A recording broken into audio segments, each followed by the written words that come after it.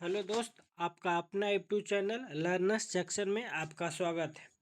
आज आप लोगों को NCERT महेश वर्रवाल का फिजिक्स का जो है विविध कराने जा रहे हैं।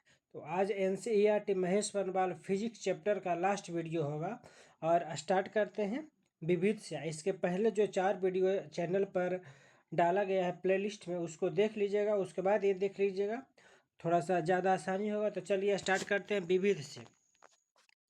पीवी से स्टार्ट करते हैं तो क्या बोलता है, यदि लोलक की लंबाई, क्या कहता है कि यदि लोलक घड़ी की लंबाई 4 गुना हो जाए तो उसके आवर्तकाल पर क्या प्रभाव पड़ेगा। तो आवर्तकाल कितना गुना हो जाएगा, आवर्तकाल 2 गुना हो जाएगा। नेक्स्ट देख लेते हैं, रॉकेट किस सिद्धांत पर कार्य करता है।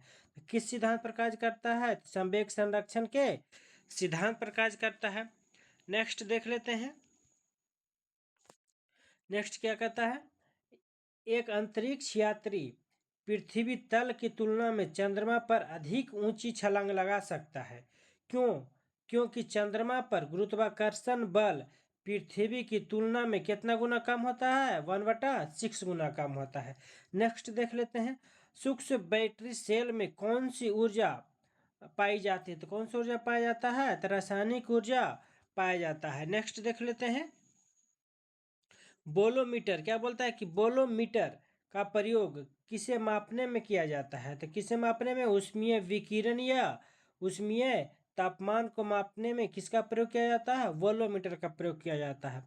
नेक्स्ट देख लेते हैं, 20 हर्ट्ज से कम और 20,000 हर्ट्ज से अधिक की आवृत्ति की ध्वनि को मनुष्य द्वारा नहीं सुना जा सकता है। तो मनुष्य द्वारा कितना सुना जा सकता है, यानी कि 20 हर्ट्ज से लेकर कितना हर्ट्ज तक, 20,000 हर्ट्ज के बीच जितना भी ध्वनि रहेगा उसको क्या मनुष्य सुन सकता है। यानी कि उसको क्या कहते हैं, श्रव्य ध्वनि कहा जाता है। यानी कि बोलेगा कि मनुष्य का श्रव्य ध्वनि का प्रयास कितना कितना के बीच होता है, तो क्या हो जाएगा, 20 हर्ट्ज से लेकर 20,000 हर्ट्ज के बीच। नेक्स्ट देख लेते हैं, क्या बोलता है कि जल का हिमांक कितना होता है। तो कितना होता है, 0 डिग्री सेल्सियस। यानी कि 0 डिग्री सेल्सियस पर जल जो क्या होता है, जम जाता है जल। ये आगे देख लेते हैं, यदि कोई व्यक्ति एक दीवार को धक्का देता है पर उसे विस्थापित करने में क्या रहता है, असफल रहता है, तो किया गया कार्य कितना होता है, तो किया गया कार्य क्या हो जाएगा, 0 हो जाएगा। नेक्स्ट देख लेते हैं, विबग्योर स्पेक्ट्रम का संबंध किससे होता है, तो किससे होता है, प्रकाश से होता है। नेक्स्ट देख लेते हैं, चलती बस के अचानक रुकने से यात्री आगे की ओर क्यों झुक जाता है। किसके कारण झुक जाता है, तो जड़त्व के कारण झुक जाता है। नेक्स्ट देख लेते हैं, न्यूक्लियर रिएक्टर, क्या बोलता है कि न्यूक्लियर रिएक्टर यानी कि टाइम बम के लेखक कौन है, तकाशी हिरोज है। कौन हो जाएंगे, तकाशी हिरोज। आगे देख लेते हैं, हाइड्रोकार्बन विजन 2025 किससे संबंधित है, तो पेट्रोलियम उत्पादन के संरक्षण से संबंधित है। नेक्स्ट देख लेते हैं, नेक्स्ट देखिए क्या कहता है, यदि कोई सूचना टेलीफोन द्वारा डायल करके अनियंत्र टेलीविजन स्क्रीन पर देखी पढ़ी जा सके तो उस विधि को क्या कहा जाता है, टेलीफैक्स कहा जाता है। क्या कहा जाता है, टेलीफैक्स कहा जाता है। नेक्स्ट देख लेते हैं, फ़ारेनहाइट पैमाने में शुद्ध जल का क्वथनांक कितना होता है, तो -212 डिग्री सेल्सियस, सॉरी माइनस नहीं होगा, प्लस होगा। क्या होता है, फ़ारेनहाइट पैमाने में शुद्ध जल का क्वथनांक कितना होता है, 212 डिग्री सेल्सियस होता है। नेक्स्ट देख लेते हैं, थर्मोकपल थर्मामीटर, क्या कहता है कि थर्मोकपल थर्मामीटर किस सिद्धांत पर कार्य करता है, तो सीबेक के प्रभाव पर काम करता है। नेक्स्ट देख लेते हैं, प्लास्टिक का गलनांक कितना होता है, तो 47 डिग्री सेल्सियस। कितना डिग्री होता है, तो 47 डिग्री सेल्सियस होता है। नेक्स्ट देख लेते हैं,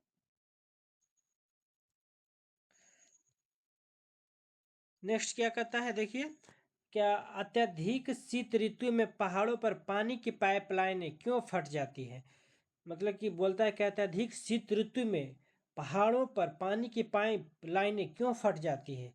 इस इसका कारण क्या होता है, इसका कारण क्या होता है कि पाइप में जल के जमने से जो उसका आयतन होता है क्या होता है, बढ़ जाता है, जिसके कारण पाइप होता है उसका आयतन बढ़ जाता है, उसका होता है फट जाता है। नेक्स्ट देख लेते हैं, एक समतल दर्पण पर आपतित किरण 60 डिग्री का कोण बनाती है, तो प्रवर्तन कोण कितना डिग्री हो जाएगा? 60 डिग्री ही हो जाएगा। यानी कि आपतित आपतित किरण जो आता है, आपतन कोण और परावर्तन कोण क्या होता है? बराबर होता है। इसलिए क्या होता है, आपतित किरण अगर 60 डिग्री रहेगा तो परावर्तन कोण भी कितना डिग्री हो जाएगा? 60 डिग्री हो जाएगा। नेक्स्ट देख लेते हैं, इलेक्ट्रॉनिक उनकी कक्षा क्या बोलता है कि इलेक्ट्रॉनों को उनकी कक्षा में बांधे जाने वाले बल को क्या कहा जाता है? तो विद्युत चुंबकीय बल कहा जाता है। नेक्स्ट देख लेते हैं, कलाई घड़ी प्रदर्शन युक्तियों तथा पॉकेट कैलकुलेटर में द्रव क्रिस्टल का प्रयोग किया जाता है। किसका प्रयोग किया जाता है? द्रव क्रिस्टल का प्रयोग किया जाता है। नेक्स्ट देख लेते हैं, वे पदार्थ क्या कहता है कि जो पदार्थ विद्युत धारा को प्रवाहित नहीं होने देते हैं वे क्या कहलाता है? तो विद्युत रोधी कहलाता है। आगे देख लेते हैं, किसी पदार्थ की सापेक्ष विद्युतशीलता सदैव कितनी होता है? तो कितना होता है? 1 होता है। नेक्स्ट देख लेते हैं, किसी कांच की छड़ को रेशम से रगड़ा जाता है तो छड़ पर कौन सा आवेश उत्पन्न होता है? तो धन आवेश। कौन सा आवेश? धन आवेश उत्पन्न होता है। नेक्स्ट देख लेते हैं, एक सूर्य जैसे किसी तारे को नाभिकीय ईंधन लगभग समाप्त होता है तो वह श्वेत बौने तारे में क्या हो जाता है? परिवर्तित हो जाता है। इस स्थिति में इसके केंद्रीय भाग का तापमान अत्यधिक बढ़ जाता है तथा अधिकांश बाह्य पदार्थ तारे का क्या हो जाता है? पृथक हो जाता है, यानी कि अलग हो जाता है। नेक्स्ट देख लेते हैं, घर्षण एवं स्नेहक के अध्ययन को क्या कहा जाता है? तो ट्राइबोलॉजी कहा जाता है। यानी कि घर्षण एवं स्नेहक के अध्ययन को क्या कहा जाता है? ट्राइबोलॉजी कहा जाता है। नेक्स्ट, राष्ट्रीय भौतिकी प्रयोगशाला कहाँ स्थित है? तो नई दिल्ली में हो जाएगा। कहाँ स्थित है? नई दिल्ली में स्थित है। नेक्स्ट देख लेते हैं, लेजर का फुल फॉर्म क्या होता है? यानी कि लेजर का full form light amplification by stimulated emission of radiation होता है। नेक्स्ट देख लेते हैं, विश्व की सबसे ऊंचाई पर स्थित दूरबीन वेधशाला कहाँ स्थित है? तो आटाकामा में स्थित। कहाँ? आटाकामा में स्थित है। आटाकामा किस देश में स्थित है? तो चिली देश में। कौन सा देश में? चिली देश में स्थित हो जाएगा। नेक्स्ट देख लेते हैं, चंद्रा एक्सरे वेधशाला क्या कहता है कि चंद्रा एक्सरे वेधशाला का नाम किस वैज्ञानिक के सम्मान में रखा गया है? तो कौन सा वैज्ञानिक? सुब्रमण्यम चंद्रशेखर के सम्मान में रखा गया। आगे देख लेते हैं, यूरेनियम के रेडियोधर्मी विघटन का अंतिम उत्पाद क्या होता है? सीसा होता है। क्या होता है? सीसा। यानी कि कहता है कि यूरेनियम के रेडियोधर्मी विघटन का अंतिम उत्पाद क्या होता है? सीसा होता है। नेक्स्ट देख लेते हैं, नेक्स्ट क्या कहता बोलता है कि क्या बोलता है, परमाणु रिएक्टर में न्यूट्रॉनों के मंदक हेतु किसका प्रयोग किया जाता है? भारी जल का प्रयोग किया जाता है। यानी कि ड्यूटियो, इसका रासायनिक नाम क्या होता है? ड्यूटेरियम ऑक्साइड का प्रयोग किया जाता है। अगर ग्रेफाइट का उपयोग किया जाता है। यानी कि क्या कहते हैं, परमाणु रिएक्टर में मंदक के रूप में किसका प्रयोग किया जाता है? तो भारी जल और ग्रेफाइट का उपयोग किया जाता है। भारी जल का रासायनिक सूत्र क्या होता है? तो D2O होता है। इसका रासायनिक नाम क्या होता है? ड्यूटेरियम ऑक्साइड होता है। चलिए नेक्स्ट देख लेते हैं, नेक्स्ट क्या है, बोलता है कि Tata institute of fundamental research का स्थापना कहाँ किया गया था? तो मुंबई में। कहाँ किया गया था? मुंबई। आगे देख लेते हैं, अंतरिक्ष में जाने वाली प्रथम व्यक्ति कौन थे? तो यूरी गागरिन। कौन थे? तो यूरी गागरिन, जो कहाँ के थी? तो रूसी अंतरिक्ष यात्री। कब गए थे? तो 1961 में गए थे। नेक्स्ट देख लेते हैं, नेक्स्ट क्या है, विश्व की प्रथम महिला अंतरिक्ष यात्री का नाम क्या है? तो क्या हो जाएगा? Valentina Tereshkova. क्या हो जाएगा? वैलेंटीना तेरेस्कोवा, जो क्या था? रूसी अंतरिक्ष यात्री। कब गए थे? 1963 में गए थे। GIF का फुल फॉर्म क्या होता है? Graphical interchange format. क्या होता है? ग्राफिकल इंटरचेंज फॉर्मेट होता है। नेक्स्ट देख लेते हैं, लेजर द्वारा कैसा विकिरण उत्पन्न होता है? तो उद्दीपित विकिरण उत्पन्न होता है। किस प्रकार का विकिरण? तो उद्दीपित विकिरण उत्पन्न होता है। नेक्स्ट देख लेते हैं, भारत के संपूर्ण ऊर्जा उत्पादन में नाभिकीय ऊर्जा का प्रतिशत कितना हो जाएगा? तो 3.3% होता है। नेक्स्ट देख लेते हैं, वायु का विशिष्ट ताप किस वायुमंडलीय गुण के बढ़ने के साथ बढ़ता है? तो दाब के, अगर दाब बढ़ेगा तो वायुमंडलीय क्या बढ़ेगा? वायुमंडलीय क्या बोलता है कि वायु का विशिष्ट ताप किस वायुमंडलीय गुण को बढ़ने के साथ बढ़ता है? तो दाब बढ़ने के साथ बढ़ता है। नेक्स्ट देख लेते हैं, भारहीनता की अवस्था में एक मोमबत्ती की ज्वाला का आकार कैसा होता है? गोलाकार। कैसा होता है? तो गोलाकार होता है। नेक्स्ट देख लेते हैं, दाब बढ़ने पर बर्फ के गलनांक पर क्या प्रभाव पड़ता है? तब बर्फ क्या हो जाता है? गलनांक उसका घट जाता है। आगे देख लेते हैं, पृष्ठीय क्षेत्रफल घटाने पर पृष्ठ पर कार्यरत दाब पर क्या प्रभाव पड़ेगा? तो उसका दाब क्या हो जाएगा? बढ़ जाएगा। उसका दाब बढ़ जाएगा। आगे देख लेते हैं, 20,000 हर्ट्ज से अधिक आवृत्ति ध्वनि क्या कहलाता है? पराध्वनि कहलाता है, यानी कि अल्ट्रासोनिक। अब 20,000 से कम वाला क्या कहलाएगा? अपश्रव्य। अब 20 हर्ट्ज से लेकर 20,000 हर्ट्ज के बीच रहेगा तो उसको क्या कहते हैं? श्रव्य ध्वनि, ऑडियोबल ध्वनि उसको कहते हैं। आगे देख लेते हैं, गैस में उत्पन्न ध्वनि तरंग किस प्रकार की होती है? तो अनुदैर्ध्य तरंग। किस प्रकार की होती है? तो अनुदैर्ध्य तरंग होती है। नेक्स्ट देख लेते हैं, डॉपलर प्रभाव किससे संबंधित है? तो डॉपलर प्रभाव किससे संबंधित हो जाएगा? तो ध्वनि से संबंधित हो जाएगा। नेक्स्ट देख लेते हैं, प्रकाश तरंग की गति की तुलना में रेडियो तरंग की गति कितनी होता है? तो दोनों की गति क्या होता है? एक समान होता है, यानी कि प्रकाश तरंग की गति और रेडियो तरंग की गति क्या होता है? दोनों एक समान होता है। नेक्स्ट देख लेते हैं, किसी माध्यम में ताप बढ़ने पर प्रकाश का वेग क्या होता है? अपरिवर्तित रहता है, यानी कि क्या कहता है, किसी माध्यम में अगर ताप को बढ़ाएंगे तो प्रकाश का वेग क्या होगा? अपरिवर्तित रहेगा।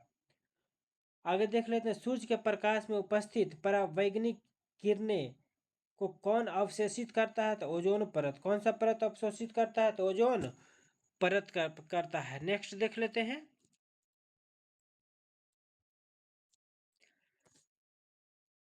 नेक्स्ट क्या कहता है देख लेते हैं, जब वायु की गति बढ़ जाती है तो दाब पर क्या प्रभाव पड़ता है? तो उसका दाब का ये क्या हो जाता है? घट जाता है।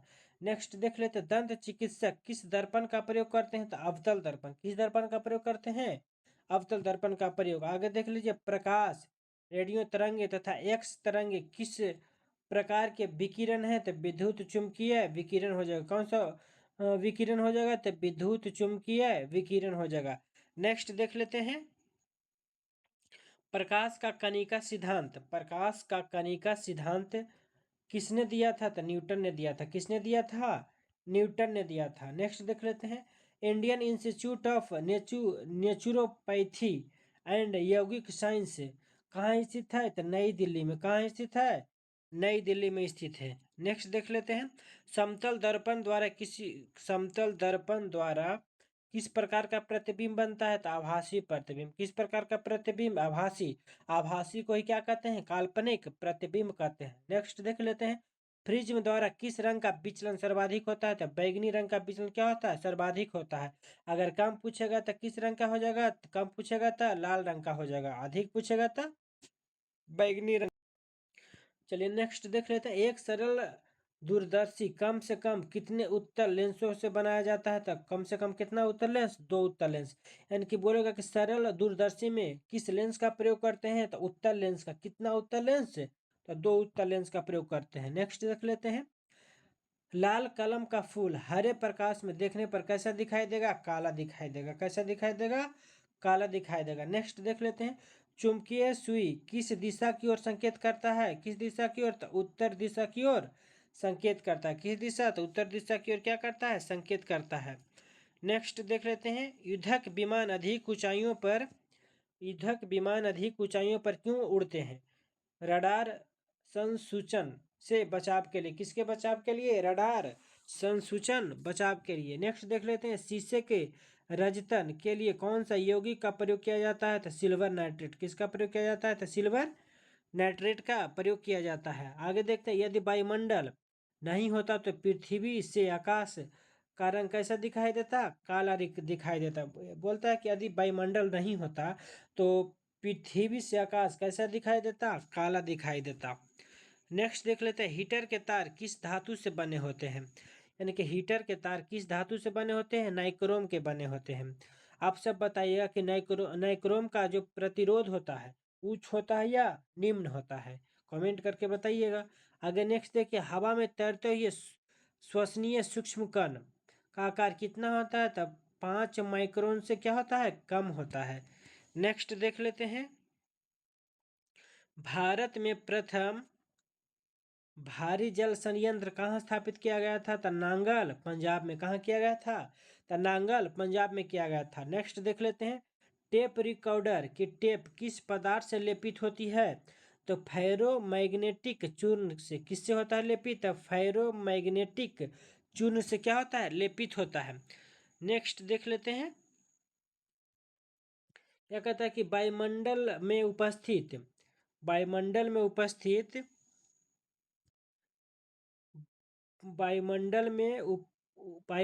उपस्थित बादलों की गति एवं गति की दिशा का मापन किसके द्वारा किया जाता है, तो नेफोस्कोप के द्वारा किया जाता है। क्योंकि क्या बोलता है कि वायुमंडल में उपस्थित बादलों की गति एवं गति की दिशा किसके द्वारा मापा जाता है, तो नेफोस्कोप के द्वारा मापा जाता है। किसके द्वारा, तो नेफोस्कोप के द्वारा मापा जाता है। नेक्स्ट देख लेते हैं घड़ी में स्फटिक क्रिस्टल किस सिद्धांत पर कार्य करता है, तो दाब विद्युत प्रभाव के सिद्धांत पर कार्य करता है। नेक्स्ट देख लेते हैं स्वचालित कलाई घड़ियों में ऊर्जा हाथ से विभिन्न संचलनों से क्या होता है, प्राप्त होता है। नेक्स्ट देख लेते हैं कृत्रिम उपग्रह पृथ्वी से स्पष्ट रूप से क्यों ट्रैक किया जाता है, तो डॉपलर प्रभाव के द्वारा। किसके द्वारा, तो डॉपलर प्रभाव के द्वारा किया जाता है। आगे देख लेते हैं हवाओं में किस प्रकार की ऊर्जा होता है। क्या बोल रहे हैं कि हवाओं में किस प्रकार की ऊर्जा होता है, तो गतिज ऊर्जा। किस प्रकार का ऊर्जा, गतिज ऊर्जा होता है। आगे देखते हैं सड़क पर चलने की अपेक्षा बर्फ पर चलना कठिन होता है, क्यों, क्योंकि बर्फ में सड़क की अपेक्षा घर्षण क्या होता है, कम होता है। बर्फ में घर्षण कम होता है, सड़क में घर्षण अधिक होता है। आगे देखते हैं चुंबकीय अनुनाद बिंबीकरण किस सिद्धांत पर कार्य करता है, तो नाभिकीय चुंबकीय अनुनाद पर। किस पर, तो नाभिकीय चुंबकीय अनुनाद पर आधारित है। आगे देख लेते हैं भारत में मीट्रिक प्रणाली किस वर्ष प्रारंभ किया गया था, तो 1957 में प्रारंभ किया गया था। आगे देख लेते हैं उष्मा के स्थानांतरण का कारण क्या होता है, तापांतर। यानी कि ताप में अंतर के कारण क्या होता है, उष्मा का स्थानांतरण। यानी कि उष्मा एक स्थान से दूसरे स्थान तक किसके कारण जाता है, ताप में अंतर के कारण। आगे देख लेते हैं कौन सा रंग सौर विकिरण का सबसे अच्छा अवशोषक होता है। कौन सा रंग होता है, तो काला रंग। कौन सा रंग, काला रंग होता है। नेक्स्ट देख लेते हैं डीजल इंजन में कितने स्पार्क प्लग लगे होते हैं, तो कितना स्पार्क प्लग, एक भी नहीं लगा होता है। आगे देखते हैं परम ताप का वह प्रथम बिंदु कौन सा है जहां सभी प्रकार के आणविक गति बंद हो जाती। कौन सा, तो परम शून्य ताप। आप सब बताइए परम शून्य ताप कितना डिग्री सेल्सियस को कहा जाता है, कमेंट में बताइएगा। नेक्स्ट देख लेते हैं यदि 100 ग्राम चीनी को आधा लीटर पानी में मिलाकर एक असंतृप्त चीनी का घोल तैयार किया जाता है तो उसका आयतन क्या होता है, अपरिवर्तित रहता है। यानी कि देखिए कि यदि 100 ग्राम चीनी को आधा लीटर पानी में मिलाकर एक असंतृप्त पानी का घोल तैयार किया जाता है तो उसका आयतन क्या होता है, अपरिवर्तित रहता है। आगे देखते हैं टेलीफोन में क्या प्रयुक्त होता है, तो कार्बन माइक्रोफोन। क्या प्रयुक्त होता है, तो कार्बन माइक्रोफोन प्रयुक्त होता है। नेक्स्ट देख लेते हैं विज्ञान की किस शाखा के अंतर्गत मानव एवं यंत्रों के मध्य स्वचलन एवं संचार विधि का अध्ययन किया जाता है, तो साइबर नेटिक्स के द्वारा। किसके द्वारा, तो साइबर नेटिक्स के द्वारा किया जाता है। आगे देखिए मनुष्य के लिए सबसे हानिकारक विकिरण कौन सा हो जाएगा, गामा विकिरण। कौन सा विकिरण, गामा विकिरण। क्या बोलता है कि मनुष्य के लिए सबसे हानिकारक विकिरण कौन सा विकिरण होता है, तो गामा विकिरण। कौन सा विकिरण, गामा विकिरण होता है। आगे देखिए नियंत्रित नाभिकीय, क्या बोलता है कि नियंत्रित नाभिकीय विखंडन अभिक्रिया की अवधारणा का सर्वप्रथम किसके द्वारा प्रस्तुत किया गया था, तो एनरिको फर्मी। किसके द्वारा, तो एनरिको फर्मी के द्वारा प्रस्तुत किया गया था। आगे देखिए कि मोबाइल चार्जर में कौन सी युक्ति का प्रयोग किया जाता है, तो एक अपचाई ट्रांसफार्मर। किसका प्रयोग किया जाता है, तो एक अपचाई ट्रांसफार्मर का प्रयोग किया जाता है। आगे देखिए, आगे क्या कहता है कि पदार्थ के संवेग और वेग के अनुपात में किस भौतिक राशि को प्रदर्शित किया जाता है? तो द्रव्यमान को। किसका किया जाता है? द्रव्यमान को। तड़ित चालक किस धातु से बनाए जाते हैं? तो तांबा से। किस धातु से? तांबा से बनाए जाते हैं। आगे देखिए, एक व्यक्ति एक संवेदनशील तराजू पर खड़ा है। यदि वह गहरी सांस अंदर लेता है तो तराजू की रीडिंग क्या होता है? घट जाता है। क्या होता है? घट जाता है तराजू की रीडिंग। आगे देखिए, क्या बोलता है कि किस तारे का रंग प्रदर्शित करता है? तो उसका ताप। यानी कि किसी तारे का रंग क्या प्रदर्शित करता है? तो उसका ताप, यानी कि कितना ताप है। आगे देखिए, हवा का वाष्प घनत्व कितना होता है? तो 14.6 ग्राम। कितना होता है? 14.4 ग्राम। कितना होता है? तो 14.4 ग्राम होता है। कलपक्कम किस लिए प्रसिद्ध है? तो परमाणु ऊर्जा संयंत्र के कारण प्रसिद्ध है। आप सब बताइएगा कि कलपक्कम है जो किस भारत में किस राज्य में स्थित है, कमेंट करके बताइएगा। आगे देखिए, ऊर्जा संरक्षण से अभिप्राय ऊर्जा का न तो सृजन हो सकता और नहीं क्या हो सकता? विनाश हो सकता। यानी कि ऊर्जा को नहीं हम सब बना सकते हैं, नहीं इसको खत्म कर सकते हैं। आगे देखिए, इंदिरा गांधी आणविक अनुसंधान केंद्र किस राज्य में स्थित है? तो तमिलनाडु में। कहाँ स्थित है? तमिलनाडु में अवस्थित है। आगे देखिए, एक वास्तविक गैस किन स्थितियों में एक आदर्श गैस के रूप में क्रिया कर सकता है? तो उसका उच्च दाब होना चाहिए और निम्न ताप। यानी कि आदर्श गैस का जो दाब होता है क्या होता है? उच्च। आदर्श गैस में दाब क्या होता है? उच्च होता है। ताप क्या होता है? निम्न होता है। उसी को अगर कोई भी गैस है उसका दाब उच्च होगा और ताप निम्न होगा तो कैसा गैस होगा? आदर्श गैस होगा। आगे देखिए, आवृत्ति मॉड्यूलेशन यानी कि एफएम में आयाम परिवर्तनशील होता है अथवा नियत रहता है। तो आयाम क्या होता है? नियत रहता है। यानी कि आवृत्ति मॉड्यूलेशन में आयाम होता है जो क्या होता है? नियत रहता है। आगे देखिए, कौन सी प्रक्रिया ध्वनि तरंग के साथ नहीं दर्शाई जाती है? तो व्यतिकरण। कौन सा क्रिया नहीं किया जाता? व्यतिकरण। नेक्स्ट देख लीजिए, नीले कांच की प्लेट नीले कांच की प्लेट धूप में नीली क्यों दिखाई देता है? क्योंकि यह नीला रंग क्या करता है? संक्रमित करते। क्या करता है? संक्रमित करता है। अपमार्जक मिलाने पर पानी के पृष्ठ तनाव पर क्या प्रभाव पड़ेगा? पृष्ठ तनाव क्या होगा? घट जाएगा।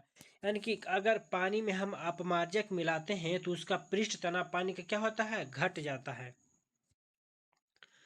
आगे देखिए, यदि तांबे के तार को दुगुना बढ़ा दिया जाए तो उसका प्रतिरोध कितना गुना हो जाएगा? 4 गुना हो जाएगा। कितना गुना? 4 गुना। आगे देखिए, ईसीजी किस अंग की गतिविधि को दर्शाता है? तो हृदय को। किसको दर्शाता है? हृदय को। यानी कि बोलेगा हृदय की गति। चलिए आगे देखिए, वह गुण कौन सा जो प्रकाश तरंग में दिखता है पर ध्वनि तरंग में नहीं दिखता? कौन सा? ध्रुवन। यानी कि क्या कहता है कि वह गुण कौन सा है जो प्रकाश तरंग में तो दिखता है लेकिन ध्वनि तरंग में नहीं दिखता है? कौन सा गुण? ध्रुवन। प्रकाश का कौन सा गुण नहीं दिखता है? तो ध्रुवन गुण। आगे देखिए, वायु शीतलन किस स्थान के लिए अधिक उपयुक्त है? तो गर्म और शुष्क जलवायु वाले क्षेत्र क्या होता है? अधिक उपयुक्त होता है। नेक्स्ट देख लीजिए, वह प्रकाशीय उपकरण कौन सा है जिसकी सहायता से दोनों आंखों से एक साथ दूरवर्ती वस्तुओं का आवर्धित रूप दिखाई देता है? किसके द्वारा? दूरबीन के द्वारा। किसके द्वारा? दूरबीन के द्वारा दिखाई देता है। नेक्स्ट देखिए, पॉजिट्रॉन का द्रव्यमान व आवेश इलेक्ट्रॉन के बराबर होता है, इसलिए एंटी इलेक्ट्रॉन कण भी कहते हैं। इसलिए इसे क्या कहते हैं? एंटी इलेक्ट्रॉन कण भी कहा जाता है। चलिए नेक्स्ट देख लीजिए, क्या कहता है कि वृत्ताकार पथ के चारों ओर पिंड की गति किस प्रकार की गति का उत्पन्न होता है? तो समान चाल और परिवर्ती वेग। ये बोलता है कि वृत्ताकार पथ के चारों ओर अगर कोई पिंड गति कर रहा है तो उसका चाल क्या होगा? समान चाल होगा। यानी कि चाल क्या होगा? बराबर। उसका वेग क्या होगा? परिवर्तित। यानी कि वेग क्या होते रहता होगा? परिवर्तित होते रहता है। आगे देख लेते हैं, जब वाष्प दाब वायुमंडलीय दाब के बराबर हो जाता है तो द्रव पर क्या प्रभाव पड़ता है? द्रव क्या होता है? द्रव उबलने लगता है। नेक्स्ट देख लेते हैं, समुद्र की लहरें समुद्र की लहरों में किस प्रकार की ऊर्जा भंडारित होती है? तो द्रव चलित ऊर्जा, गतिज ऊर्जा, गुरुत्वीय स्थितिज ऊर्जा भी होता है। यानी कि बोलता है कि समुद्र की लहरों में किस प्रकार की ऊर्जा भंडारित होता है। तो सबसे पहले तो स्थितिज ऊर्जा हो जाएगा, गुरुत्वीय स्थितिज ऊर्जा। उसके बाद क्या हो जाएगा, गतिज ऊर्जा। उसके बाद द्रव चलित ऊर्जा हो जाएगा। आगे देख लेते हैं, लौह चुंबकीय पदार्थ किस तापमान पर अनुचुंबकीय हो जाता है। तो क्यूरी तापमान पर। किस तापमान पर, क्यूरी तापमान पर। क्या बोलता है कि लौह चुंबकीय पदार्थ किस तापमान पर अनुचुंबकीय हो जाता है। तो क्यूरी तापमान पर। किस तापमान पर, क्यूरी तापमान पर हो जाता है। आगे देखिए, किसी संगीत समारोह की छतें संधारिता वक्राकार क्यों होता है। क्योंकि वे शोर का अवशोषण करती है। किस लिए किया जाता है, क्योंकि शोर का अवशोषण करने के लिए किया जाता है, वक्राकार बनाया जाता है। नेक्स्ट देख लीजिए, नेक्स्ट क्या कहता है, यदि कोई वस्तु केवल गुरुत्व क्रिया के अधीन निर्वात में मुक्त रूप से गिर रही है तो गिरने के दौरान कौन सी ऊर्जा स्थिर बनी रहती है। तो कुल यांत्रिक ऊर्जा। कौन सा ऊर्जा, तो कुल यांत्रिक ऊर्जा। नेक्स्ट देखिए, चंद्रशेखर सीमा का प्रतिपादन किसने किया था। एस एच एस चंद्रशेखर ने किया था। किसने किया था, एस चंद्रशेखर ने किया था। चलिए देखते हैं बाद में। आगे देखिए इधर, चंद्रशेखर सीमा।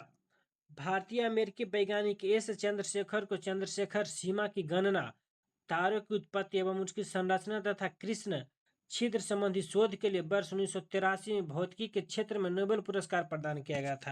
यानी कि बोला कि एस चंद्रशेखर को नोबेल पुरस्कार कब दिया गया था। तो 1983 में दिया गया था। किस क्षेत्र में दिया गया था, तो भौतिकी के क्षेत्र में दिया गया था। किस लिए दिया गया था, क्योंकि यह चंद्रशेखर सीमा की क्या किए थे, गणना किए थे। कौन, एस चंद्रशेखर। इनको नोबेल पुरस्कार कब दिया गया था, 1983 में। किस क्षेत्र में दिया गया था, तो भौतिकी के क्षेत्र में दिया गया था। चलिए आगे देखिए, किस वैज्ञानिक, क्या बोलता है कि किस भारतीय वैज्ञानिक को प्रकाश के प्रकीर्णन या व्याख्या एवं रमन प्रभाव की खोज के लिए नोबेल पुरस्कार दिया गया था। तो किसको, तो चंद्रशेखर वेंकट रमन को दिया गया था। कब, तो 1930 में। कब दिया गया था, तो 1930 में दिया गया था। नेक्स्ट देख लेते हैं, क्या कोई कार एक समान चाल से गतिमान है परंतु उसका संवेग परिवर्तित हो रहा है तो उस कार का पथ कैसा होगा, तो दीर्घवृत्ताकार। कैसा होगा, तो दीर्घवृत्ताकार होगा। आगे देखते हैं, जब लंबे सूखे बालों को ब्रश किया जाता है तो लट्टें सामान्यतः एक दूसरे से अलग हो जाती है। क्यों अलग हो जाती है, क्योंकि ब्रश करते समय बालों पर जो स्थैतिक विद्युत आवेश क्या हो जाता है, प्रेरित हो जाता है, जिसके कारण हो जाता है। आगे देख लेते हैं, आगे देख लेते हैं क्या, कि लिफ्ट में व्यक्ति भार की विभिन्न स्थितियां। आप सब लिफ्ट में चढ़े होंगे मॉल या कहीं और, तो उसके बारे में देखिए पढ़ते हैं। तो क्या कहता है लिफ्ट के बारे में, पहला क्या बोला, जब लिफ्ट विरामावस्था में हो, यानी कि जब लिफ्ट खड़ा हो यानी कि विरामावस्था में हो तब।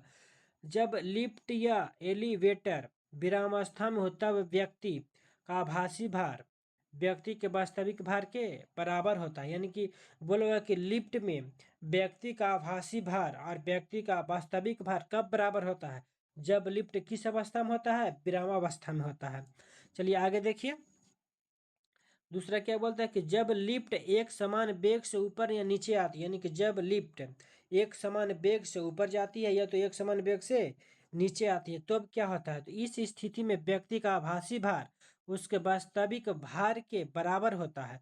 अर्थात व्यक्ति को अपने भार में कोई परिवर्तन प्रतीत नहीं होता है। कब नहीं होता है, जब लिफ्ट एक समान वेग से ऊपर जा रहा हो या एक समान वेग से नीचे आ रहा हो तब। आगे देख लीजिए, तीसरा में क्या कहता है, क्या कहता है कि जब लिफ्ट त्वरण गति से ऊपर जाती है, जब लिफ्ट त्वरण गति से सिर्फ ऊपर जा रही है तब क्या होगा, इस स्थिति में व्यक्ति का भार क्या हो जाता है, बढ़ा हुआ प्रतीत होता है। यानी कि बोलेगा कि लिफ्ट में व्यक्ति का भार बढ़ा हुआ कब प्रतीत होता है, तो जब लिफ्ट त्वरण गति से कहाँ जा रहा हो, ऊपर जा रहा हो। अर्थात व्यक्ति का आभासी भार उसके वास्तविक भार से क्या हो जाता है, अधिक हो जाता है। चलिए आगे देखिए, फोर्थ में क्या बोल रहा है कि जब लिफ्ट त्वरण गति से नीचे आ रहा है तब क्या होगा, इस स्थिति में व्यक्ति का आभासी भार घटा हुआ प्रतीत होगा। यानी कि जब लिफ्ट ऊपर जा रहा है त्वरित गति से तो उसका भार, आभासी भार कैसा, बढ़ा हुआ प्रतीत हो रहा था, और जब नीचे आ रहा है तो क्या हो रहा है, घटा हुआ प्रतीत हो रहा है। अर्थात व्यक्ति का आभासी भार व्यक्ति के वास्तविक भार से कम होता है। आगे देखते हैं पांचवा क्या कहता है कि यदि लिफ्ट की डोरी टूट जाए तब क्या होगा।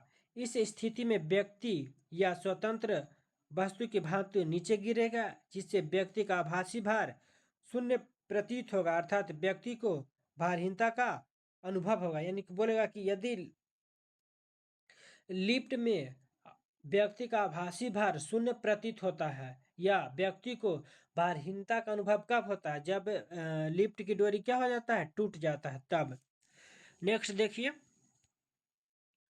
6 में क्या बोल रहा है, यदि लिफ्ट के नीचे उतरते समय लिफ्ट का त्वरण गुरुत्वीय त्वरण से क्या हो जाता है, अधिक हो जाता है, तब क्या होगा।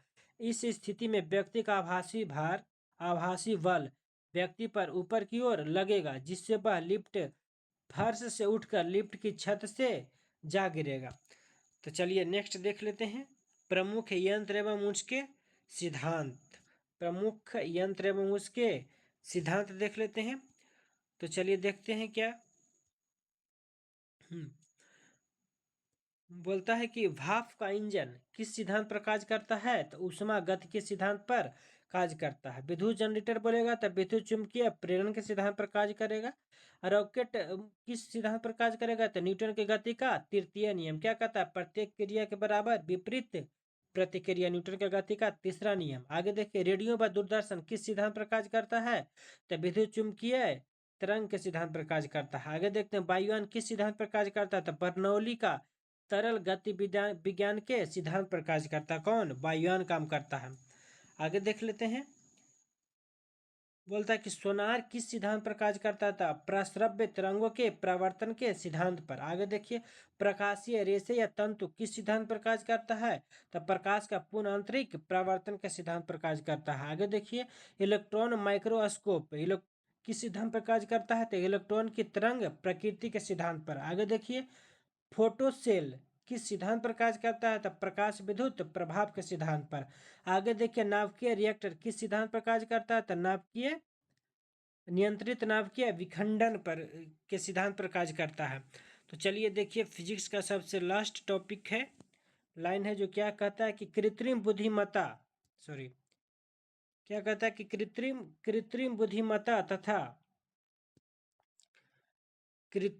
बुद्धिमत्ता तथा रोबोटिक्स केंद्र बेंगलुरु तथा robotics society of India Bharat में रोबोटिक्स के प्रमुख संस्थान। ये क्या कहता है कि कृत्रिम बुद्धिमत्ता तथा रोबोटिक्स केंद्र कहाँ अवस्थित है, बेंगलुरु में अवस्थित। कहाँ अवस्थित है, बेंगलुरु में अवस्थित। तो चलिए आज आपका जो फिजिक्स का जो था सब फिजिक्स का चैप्टर खत्म हो गया है। तो आप एक एक करके 5 वीडियो होगा, एक एक करके सब देख लीजिएगा, उसके बाद रिवीजन हो जाएगा, बहुत फास्ट रिवीजन हो जाएगा।